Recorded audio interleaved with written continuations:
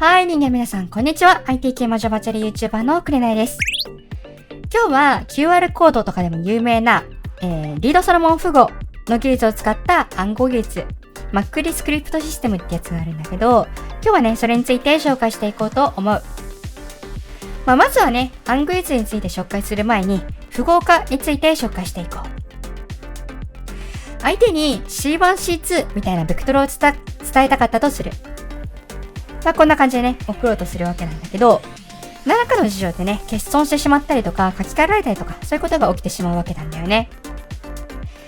で、そうやってもね、大丈夫なように、いろんな技術があるんだけど、そのうちの一つに線形符号ってやつがあるんだよね。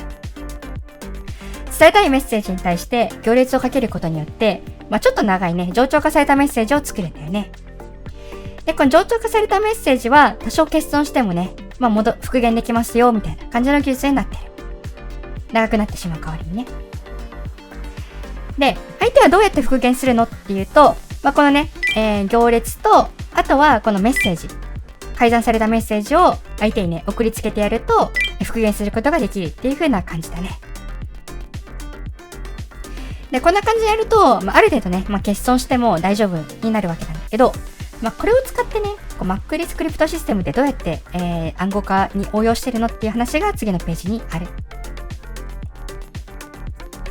それがこんな感じ。さっきのいい感じの行列っていうのを、いろんなね、行列、このね、S とか R とか P とか、これ後でね、紹介するんだけど、こんな感じの行列をかけてぐちゃぐちゃにしてやる。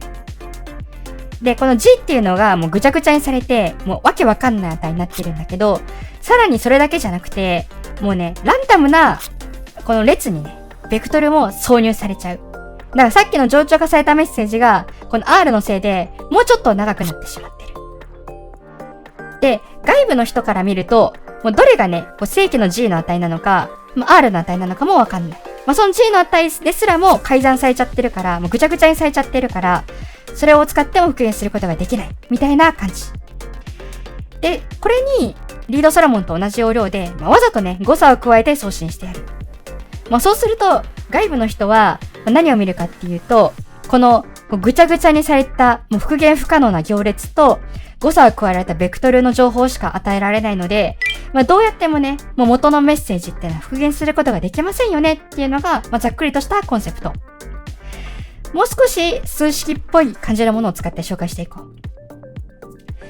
さっきみたいなっていうのは、W と E を使って、G でね、復元することができてたんだけど、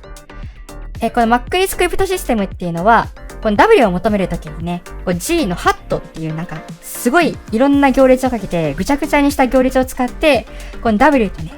E を求めてしまっているので、この G とね、W と E があっても、復元することができないんだよね。でも、このぐちゃぐちゃにされた後の行列から、この G をね、復元することができる人っていうのは、このぐちゃぐちゃにされたね、W と E から、元々のね、C を復元することができるっていうわけ。で、この G のハットを作った張本人、S とか P とかかけた本人っていうのは、このね、G のこれから戻すことができるので、つまり、逆に言うと、S と P を知っている人っていうのは復元することができる。知らない人は復元することができないっていうことで、これをね、秘密鍵として使っちゃおうっていうのが、マックリスクリプトシステムの基本的な考え方。で、今日のお題は、そんなマックリスクリプトシステムの G ハットから、S と P をね、逆算しちゃおうっていうものになってる。じゃあ意味ないじゃんっていう話なんだけど、そういう話です。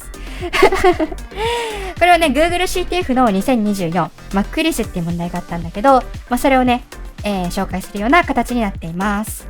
じゃあね、紹介していこう。この G のハットから SGP を求めたいわけなんだけど、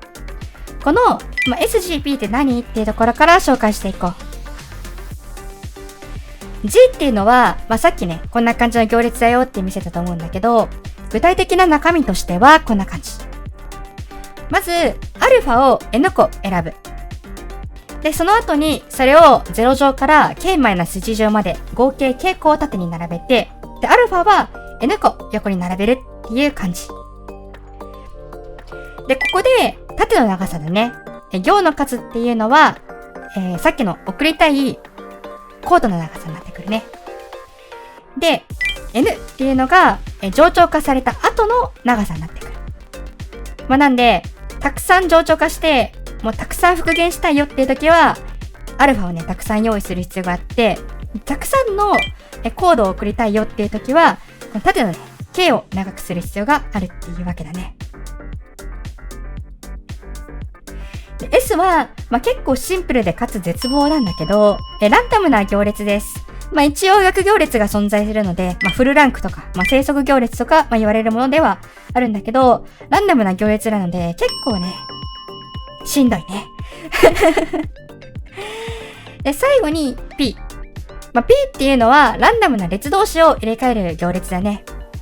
これだけ見ると、元々のアルファがね、もう適当に選ばれるんだけど、アルファが適当に選ばれるんだったら並べられても、大したことなくないって思うかもしれないんだけど、ここで聞いてくるのが R だね。R っていうのは、これランダムな列のベクトルになってくるんだけど、さっきのね、列を入れ替える行列と組み合わせることによって、G のランダムなところにランダムな列ベクトルが入ってくるっていう感じになるんだよね。で、さらにそれに対して、ランダムな行列、もう生息なんだけど完全ランダムな行列 S がかけられて、もう本当に、元々はもう綿密に組まれたアルファの、形状、K-1 乗までという風な行列が、もうランダムな、ただの行列になっちゃうっていうのが G ハットっていうところ。で G ハットって一つの変数から、S、G、R、P、4つも行列、未知な行列がありますと。これはもう大変なことなんだけど、どうやってね、ここから逆算するのっていうところが、これからの話。で、ここから逆算するためには、2つの、事実が必要になってくる。まず1つ目が、S の特定に使用する方法。これは、この論文に書いてる方法をこれから紹介する。計算量っていうのが、ここの論文内の、S の4乗プラス SN って書いてると思うんだけど、それの計算量で計算することができます。で、次に、列を入れ替える行列も、攻略する必要があって、これはこの2024年の、この論文を使って特定をしていく。今日はね、なんで、この2つの論文を紹介しますよっていう内容になっている。じゃあね、まずは、この S の特定だけを考えてみよう。R とか P とかはないものとして、こういう風なね、行列を考えてみる。この時 G ハットは基地で SG は未知になってくるんだけど、一つのね、基地の値から二つの未知の値求めるのは無理なんじゃないって思うよね。でも実際、この動画が出てるということは、何らかの方法で G 求められるんでしょって思ったあなた、無理です。元々の G をね、完全に復元することはできません。できないんだけど、今回の元々の問題に立ち返ってみると、別にね、G を完全に特定することではなくて、このかけられた C っていうのを求めること。これに誤差が加えられたものから、この C を復元するっていうのが今回の問題なので、この C をね、復元できるような何かがあれば、別に元々の G でもなくていいわけなんだよね。具体的には、こういう風なね、ちょっと変形した G だったとしても、C をね、求めることはできるっていう風なわけ。つまり制約条件としては、この式を満たしつつ、G はね、この形で満たしつつ、C をね、ちゃんと復元できるような、この G、ダッシュ、元々の G とは違う何かを見つけてもいいっていうわけ。で、今日これからね、その方法を説明していくんだけど、それをするためにちょっとだけ前準備をしていく。G っていうのはこういう風なね、行列だったと思うんだけど、この SG の積っていうのを、この何らかのね、関数でこうかけられたものだと思って、これから判断する。例えば、一番上の、行っていうのは、S の一番上の行かける、1から、このアルファの1の K-1 乗までを何らかの関数でね、かけた感じになると思うんだけど、それをこんな感じ。で、一番上の S の行が対応するのがこの F1 になってて、で、なんで、二つ目の要素っていうのは一番上の S とこの α2 の掛け算になるから、それでね、関数ですよ、という感じで、S のね、掛け算っていうのを何らかの、関数でかけられたものですよっていう風に考えることとする。具体的な式としてはこんな感じ。右側のね、式で書いた感じで、S とαの掛け算を関数 F で表現していく。ここで、G ハットの階段形っていうのを求めていきます。階段形っていうのは、行基本変形。知ってることとしようか。この動画では。行基本変形で、こんな感じで111みたいなベクトル、部分を作って、で、残りの部分にね、すべての責任を負わせるみたいなものになってるんだけど、これも求めます。で、これを変形するときっていうのは、当然ね、何らかの、変形するための行列がかけられたわけなんだけど、それもね、どうせ、S がランダムな行列なんで、S にね、もうその責任を負わせましょう。なんで、G ハットの変形のために、行列をかけるわけなんだけど、その行列っていうのは、S にかけられていたものとして、取り扱うという風な形。だから別にこういう風に変形しても問題ないっていう風なわけだね。で、そうすると、こういう風なね、形になるわけ。で、ここで、ちょっとね、この形に注目してみると、ここわかる？この0の部分と、ここの部分っていうのは、対応してるよね。だから、F1 の α2、α3 から、α の k-1 の部分までっていうのは、全部イコール0ですよっていうところが成立する。ってことは、これが α2 を入れたら0になるっていうことは逆に言うと、F1 ってどういう風な関数かっていうと、x-α2、x-α3 みたいな感じで、この形にはね、対応するっていうことがわかるよね。同様に、F2 っていうのを見てみると、F2 っていうのは、α2 だけね、1になってて、α1 から、αk-1 まで0っていう形なんで、こういう風になっていく。で、これが F の k まで続いていくっていう形だね。で、残りのこの C1 の部分って、定数なんですか？それとも変数なんですか？って思う人がいるかもしれないんだけど、これ元々の論文、書いてる論文によると、解の個数が k-1、0の部分が k-1 個しかないから、k-1 次元って書いてるように見える。ちょっとよくわかんない。これに関しては本当かどうか。これは、ちょっと噛み砕けてません。とりあえず、C1、C2 っていうのは、定数になるっていう風な感じだね。X の値に関わらず、一定の値になるという風な感じ。で、ここで、何らかの αj を代入して、で、2つのね、割り算を計算してみましょう。で、この F1 の αj とか F2αj っていうのは、G の8等の値から取ってくればいいので、基地の値です。で、これの割り算を計算してみると、結構ね、同じ部分がたくさんあるので、約分で打ち消し合って、最終的にはね、こういう風な形になる。で、こっから αj を求めたかったとすると、未知のものっていうのは3つあって、C1÷C2 と α1 と α2。この3つが分かれば、αj っていうのは分かるはずだよね。で、ここで、3つの変数があってっていう状況なんだけど、あるね、特性を使ったら、これをね、1変数だけ未知っていうのに変えることができる。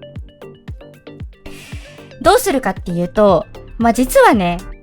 この G の変形なんだけど、3変数分ぐらいの自由度があるんだよね。これちょっと今日は省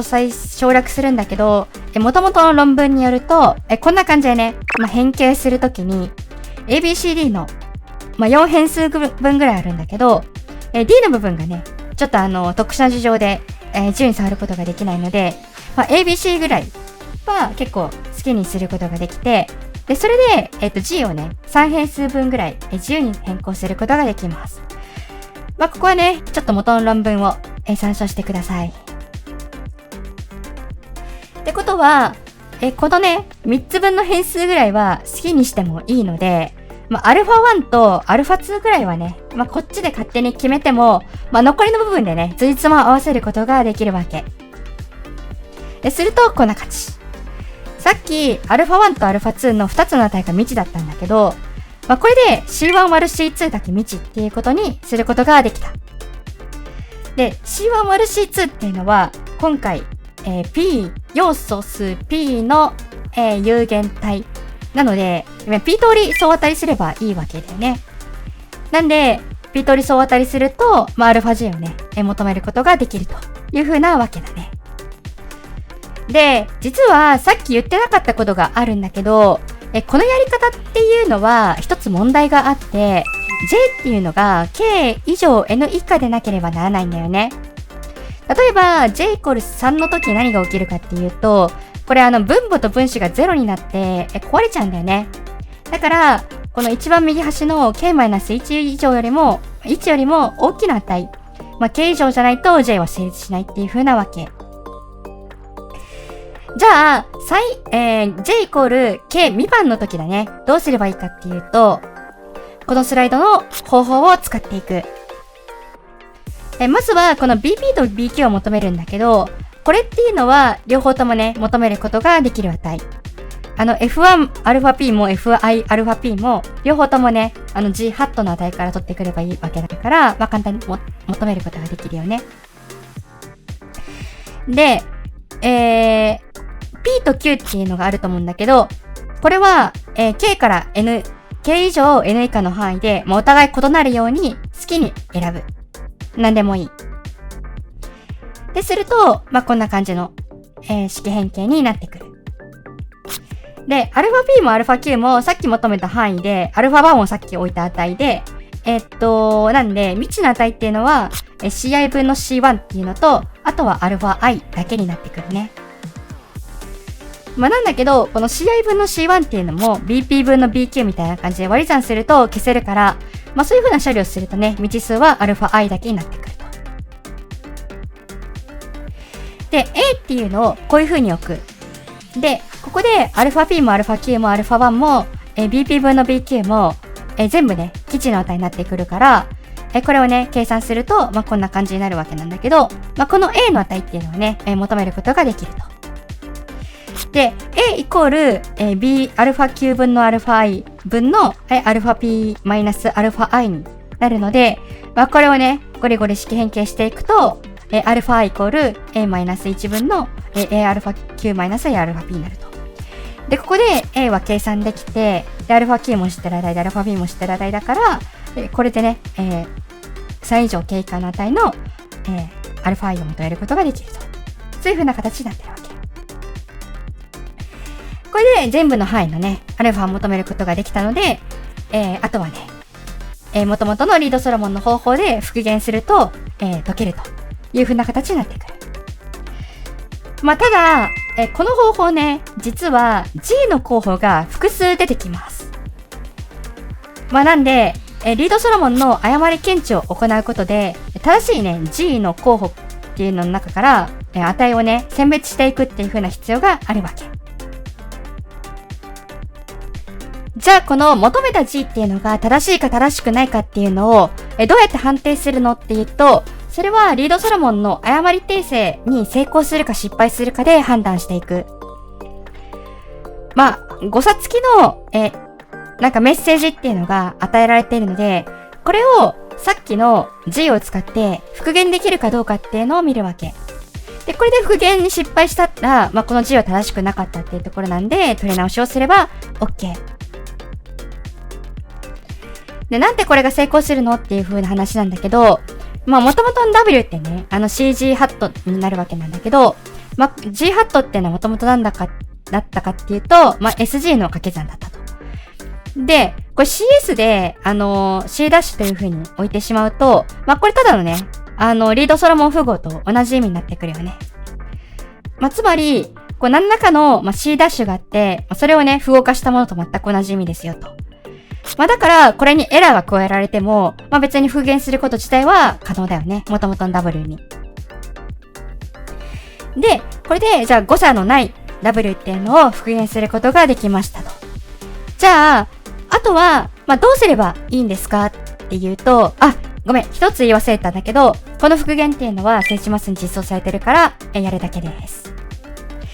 で、この W プラス E から W を復元したら、次にやることっていうのは、G のハットっていうのは、当然与えられている値なので吉です。W もさっき復元したので吉です。ここから C を求めたかったらどうすればいいですか？逆行列を求めて W にかけるだけ。という風な感じ。これが、S がランダムな行列で、かけられている時に、復元する方法だね。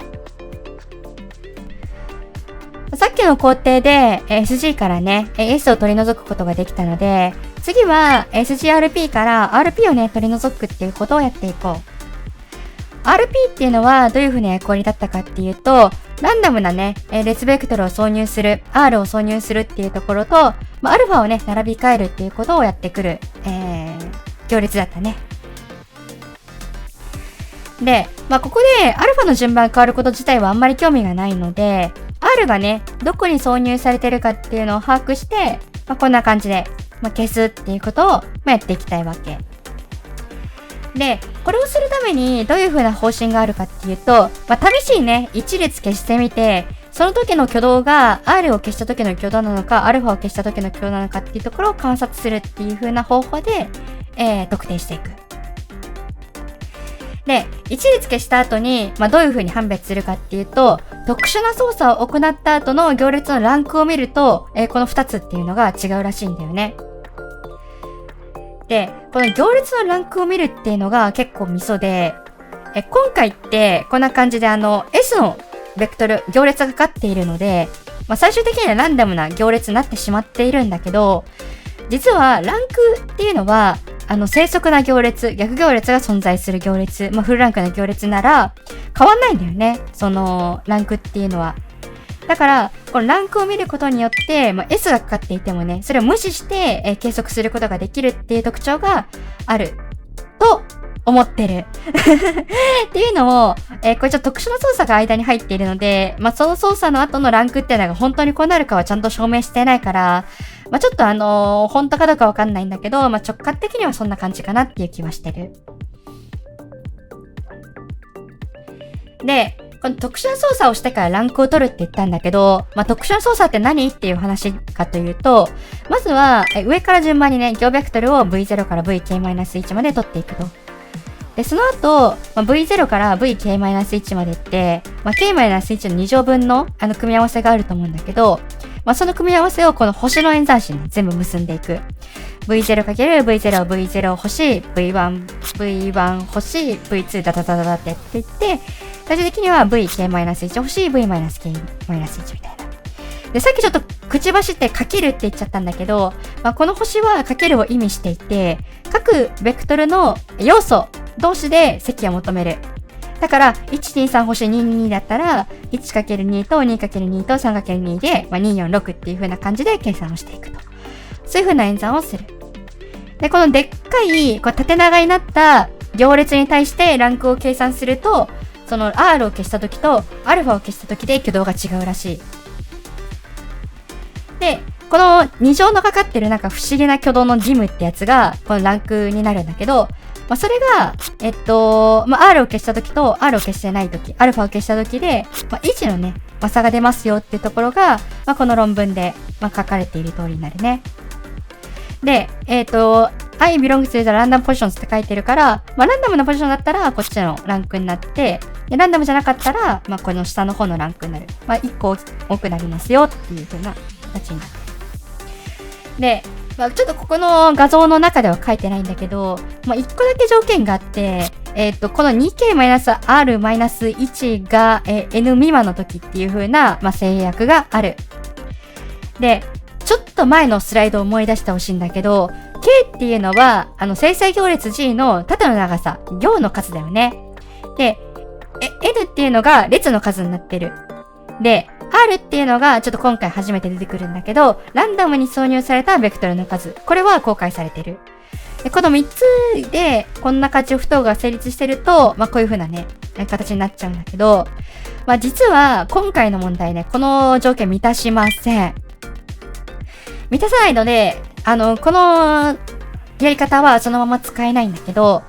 ちょっとね、これも、特殊な加工をしてやることによって、この条件を満たすように無理やり変形していく。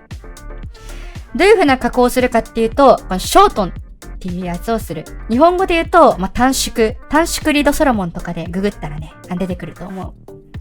で、これどういう風な仕組みかっていうと、元々の送りたいコードから、一文字削りたい。で、元々のコードから一文字削るので、最終的に生成される、この、相手に送る、符号化されたやつだね。符号化されたやつを一文字削るっていう風な感じ。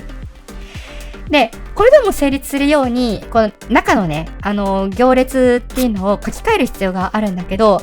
これはね、単純に一列消去するだけじゃダメで、ちょっとね、特殊なコードをしないといけない。一列一行か。一列一行消すだけじゃダメで、ちょっとね、特殊な操作をしないといけないんだけど、それは、セージマスのショートンドっていうね、メソッドがあるので、これを使えば OK。で、ここの、セージマスのドキュメントのここにね、具体的なやり方は書いてあるので、詳細なやり方が気になる人っていうのは、ここを注目して読んでもらえると OK。今日は、こういう風な、ことをすると、k-h、n-1 できますよ。行と列を、m 個ずつ減らすことができますよっていうところだけ、認識しておけば OK。で、行と列を m 個ずつ減らすと、どういう風になるかっていうと、こんな感じになるんだよね。k の部分が k-m になって、で、n の部分が n-m になると。で、最初はこんな感じで、不等号の、さっきの不等号を満たしてなかったんだけど、この k-m の方っていうのが2倍の速度、左辺が、右辺に比べて2倍の速度で減っていくので、いつかね、さっき、指定した条件っていうのを満たすようになってくれるわけ。これで、さっきの方法を使って、計算してやるとできるわけなんだよね。で、ショートンのするときに、一個だけちょっと問題があって、消すときに R の列と α の列をランダムに、消してしまうわけなんだよね。だから、さっき、条件で、K と N と R の3つの不等式があったと思うんだけど、そのうちの R っていうのが、何個かわかんなくなっちゃうわけ。ショートにすることによってね。で、それもね、実は解決する方法があって、A1 と A2 が未知数で、A1 が R の列を消した数、A2 を R の列を消した数とする。で、A っていうのが、A1 プラス A2 で消した列の総数だとする。で、この消した列の総数っていうのは自分で消した数だから分かってて、で、A1 と A2 っていうのは、どっちが何個含まれてるか分かんないから、未知数なわけだよね。で、ここで、この論文の、この式に注目してもらいたいんだけど、ショートンされて、さっきの特殊な操作を行って同様に、ランクを取ると、こんな感じの式が成立しますよっていう風に言ってる。で、ここの左辺っていうのは、さっきと同じ要領で求めればいいだけだから基地で、で、こんな感じの式が出てくると。で、A も基地で、こんな感じの式が出てくると。で、こんな感じでやると、2つの式があって、未知数が2つなので、これでね、A1 と A2 の値がわかるわけ。で、あとは同様に、さっきの方法を使って、このね、求めた、R を使って、で、同様に、1のね、差分を見ると、解けるようになってくると。そういう風なわけだね。こんな感じでやると、ランダムな列っていうのがわかるので、最終的には、R のね、列を取り除いた、アルファだけの行列を作ることができるので、それで、最終的には、さっきの S を、除去して、で、元々のコード C を求めてやると、この問題は解けるっていう風なわけ。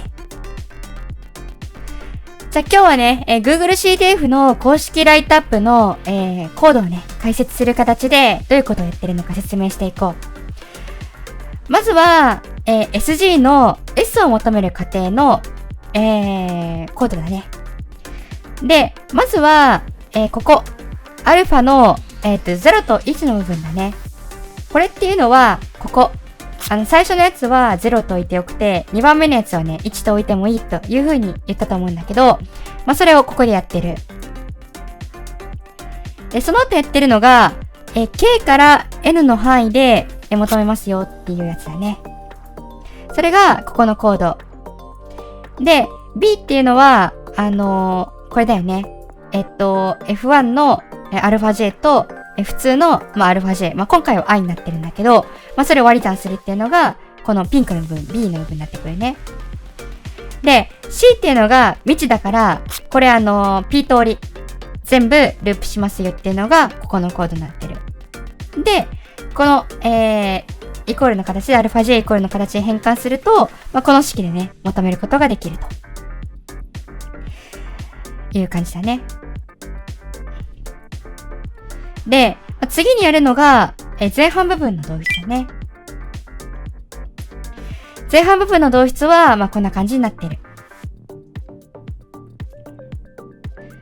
前半部分はどうやってやるかっていうと、まずはね、P と Q を、適当に2つ選ぶと。で、BP と BQ をこんな感じで求めますと。これは、F1 の αP、I の αP だから、こんな感じでね、全部基地の値だよね。これ G ハットから取っていきますと。で、その後に A をね、求めますと。A は、この式でね、求めることができてるね。これは全部基地の値だから、A の値自体を求めることができると。で、これをさらに式変形していくと、αI の形に出てきてるね。で、αI っていうのは、A、αQ、-αP を、A-1 で割ると求めることができるので、こういう風にね、式変形することができますと。で、ここまで来たら、次は、G の候補からね、洗い出すっていう風な過程があったと思うんだけど、それはね、どういう風にやるかっていうと、このコードでやる。アルファから、G を求めることができて、今回はね、C が G になってるんだけど、この C からね、このデコーダーを用意して、で、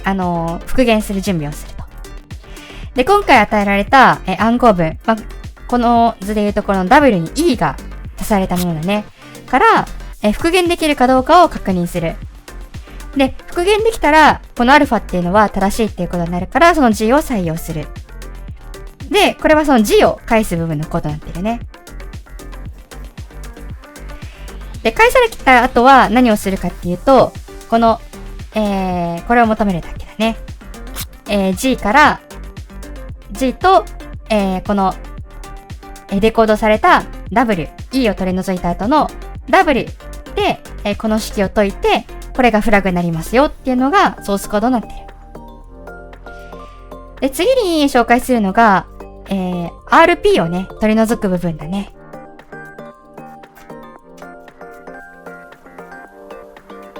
RP を取り除く部分は、ここで実装されている。RP を取り除くためには、まず、ショートンっていうのをやらないといけなかったね。ショートンっていうのは、適当にね、列を、A 個、選択しますと。で、選択した中で、R と α が、何個含まれているかわかんないから、まずはそれを求めていきましょうと。で、それは、A1 と、A2 っていう変数で表されていて、A1 っていうのが、アルファのね、列を消した数。A2 っていうのが R の列を消した数ですと。で、ショートンされた、行列っていうのは、特殊な操作をすると、ある値になったよね。その値っていうのが、このディメンジョン2乗のこの値になると。で、特殊な操作をして、ランクを求めるっていうのが、このスクエアディメンジョンっていうやつだね。スクエアディメンジョンでは何をやっていたかっていうと、この処理をやっているんですね。よ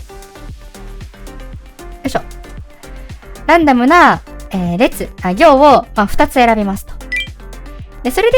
で、要素ごとにね、掛け算してやって、で、それをね、縦につなげていくっていうのが、ここのコードになっている。で、それを行列にして、ランクを求めてやると、さっきのね、ここの値になってくれると。で、A イコール A1 プラス A2 と、この、行列の次元だね。の2つの連立方程式を使うと、A1 と A2 の2つの値がわかるっていう話をしたよね。で、そこまで来たら、次にやることは、この、A1 と、A0 の値から、この式を使って、次数を比較して、で、R が、もし所属している時の、次数を比較して、もしこの R がね、取り除かれた時と、同じような形に該当したら、これはランダムな、列ですよっていうところで、それをメモしていくと。で、ショートにされたところっていうのは、ちょっとわかんなくなっちゃうから、これをね、ランダムに、こう何回も繰り返して、で、ランダムなね、列を特定していく。で、ランダムな列を特定したら、次にやるのは、そのランダムな列を、こんな感じで除去するっていうのが、ここのコード。であとは、さっきの、さっきの、S を除去するっていうところの、関数に入っていってっていう風な流れになってる。これが Google CTF の、MacList っていう問題の、ライトアップになります。ちょっとね、自分でもいろいろ検証したんだけど、ちょっとソースコードが汚くなりすぎちゃって。結局公式ライトアップで解説する形になりました。というところで、今日の話は以上になります。ちょっとね、難しい話だったと思うので、自分でね、手を動かしながらいろいろ検証してみてください。それではね、また会える日を楽しみにしてるぞ。バイバーイ。